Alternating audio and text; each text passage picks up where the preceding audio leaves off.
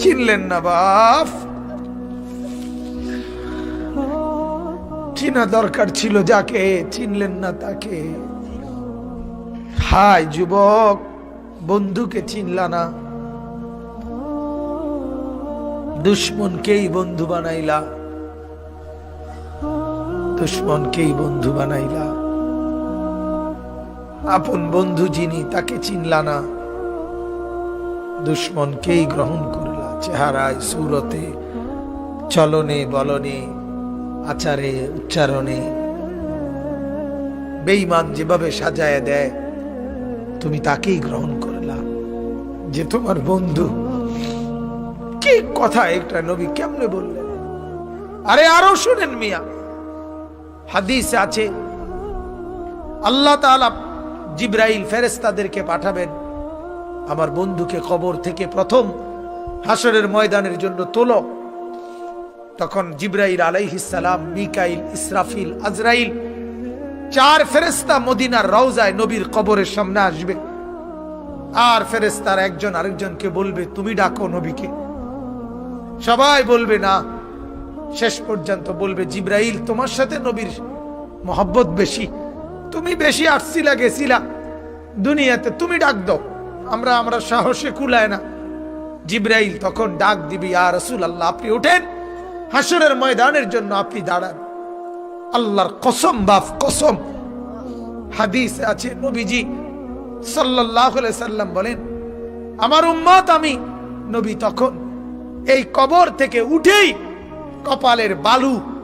কপালের বালু মুছতে মুছতে আল্লাহর নবী বলবেন, জিবরাইল আমার উম্মত কোথায়, আমাকে নেওয়ার জন্য আসে নাই নাকি তারা জাহান্নামে চলে গেছে? জিবরাইল তখন চোখের পানি ফেলে বলবেন, না ইয়া রাসূলুল্লাহ, এখনো কেউ কবর থেকে উঠে নাই, কাউকে আল্লাহ এখনো উঠায় নাই, আপনি উঠলে এরপরে সবাই উঠবে। উঠেই নবী বলছে, হায় আমার উম্মত কই, আমার উম্মত আমারে নিতে আসলো না। ওই যে এয়ারপোর্টে আমরা মাদ্রাসায় দেখি, এই ভুক্তভোগী আমরা মাদ্রাসার ছোট ছোট ছেলে পড়ে যে আমার মাদ্রাসায়, প্রায় মায়েরা বাচ্চাদের মা ছুটি নিতে আসে, তার বাবা বিদেশ থেকে আইবো, এয়ারপোর্টে নিতে কইছে। ছেলেটারে কি করতে কইছে, এটা যখন বলে মহিলারা কাইন্দা দেয় যে ওটার আবদার বাচ্চার বাপের, যেমন ছুটি লইয়া, অত সেটা তো একটা আবেগ ছাড়া আর কিছু না, কারণ বাড়িতে আসলেই তো দেখবি, কিন্তু এটাও তো একটা আবেগ। বাবা যখন এয়ারপোর্টে নামে তো নিজের সন্তানটাকে কি করতে চায়, দেখতে চায়। তো নিশ্চয়ই বিবিকে তো বলবে, হায় হায় আমার ছেলেটাকে আনলা না, ওয়া আসে নাই। তো নবীও এমন বলবে, জিবরাইল আমার উম্মত আসে নাই, আমার নিতে আসে নাই, ওরা কোথায়? তো জিবরাইল বলবে, ইয়া রাসূলুল্লাহ উঠে নাই ওরা এখনো, আপনি উঠলে এরপর আল্লাহ সবাইকে উঠাবে। অতএব বাজান, আমি অনুরোধ করছি,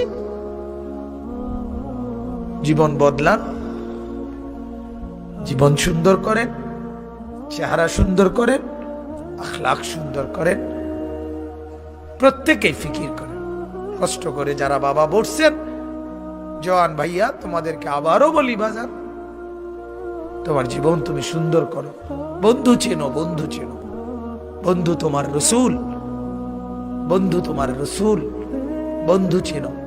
সাহাবায়ে কেরাম বন্ধু, উলামায়ে কেরাম বন্ধু, আউলিয়ায়ে কেরাম বন্ধু, বন্ধু চেনো বাপ।